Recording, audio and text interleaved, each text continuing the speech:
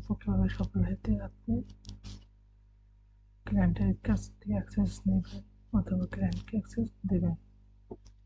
Then store log in করে নেবেন। এখান থেকে সেটিং থেকে ইউজার্স অ্যান্ড পারমিশন, এখান থেকে অ্যাড স্টাফ, এখানে তার নাম দেবেন, নাম, লাস্ট নেম, এখান থেকে তার ইমেল অ্যাড্রেসটা দিয়ে দেবেন। দেন তাকে কিসে অ্যাক্সেস দেবেন, সব পারমিশন দিলে সিলেক্ট অল পারমিশন ক্লিক করবেন। শুধু স্টোরে অ্যাক্সেস দিলে এখান থেকে আপনি অ্যাপ পারমিশন ইনস্টল দিতে পারেন। অ্যাপ ডেভেলপমেন্ট, গিফট কার্ড এগুলি না দিলে ভালো।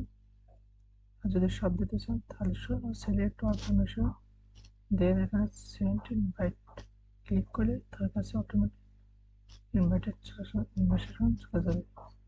দেন সে অ্যাকসেপ্ট করলে আপনার স্টোরে অ্যাক্সেস পেয়ে যাবে। এভাবেই অনেক সহজেই শপিফাইতে পারমিশন পাওয়া যায়।